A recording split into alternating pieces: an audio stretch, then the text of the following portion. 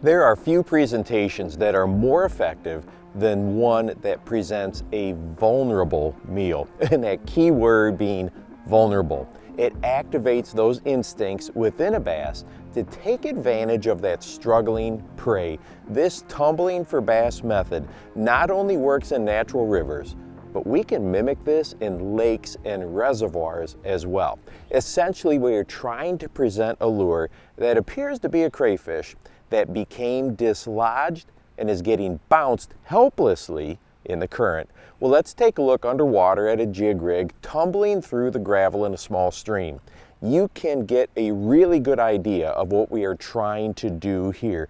And you can see how this can be so effective. There are times when you may have to give the lure a little tug or snap of the rod if it gets stuck on a rock or something, but always keep that mental picture of a crayfish that lost its grip and is bouncing downstream. I use this method with great success on the Mississippi River all the time, even with these small lures in some heavy current. And just remember, in those heavy flow situations, throw way upstream of your target and let it come back down towards you.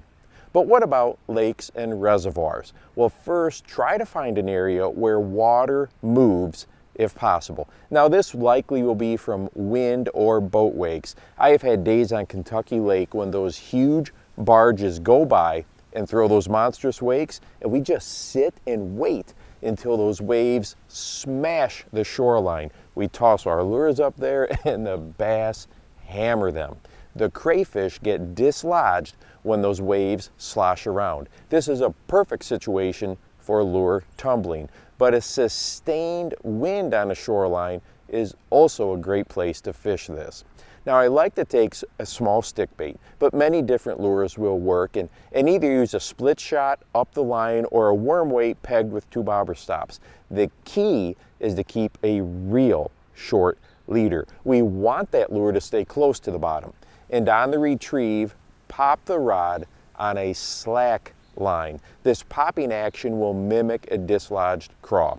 Now, that short leader creates the tumbling effect that we are looking for, and I can't stress enough to pop or shake that bait with slack in the line. We don't want a tight line and the lure jumping off the lake bed 3 or 4 feet. We want it to snap up just a few inches. And the really fun part of tumbling lures is that oftentimes bass hit it quite aggressively. Just some steady pressure with your rod and the fight is on. And hey, if you would like to watch a video about one of the best spinnerbait tips that I know, go ahead and check this one out right here. And make sure that you go out and encourage someone today.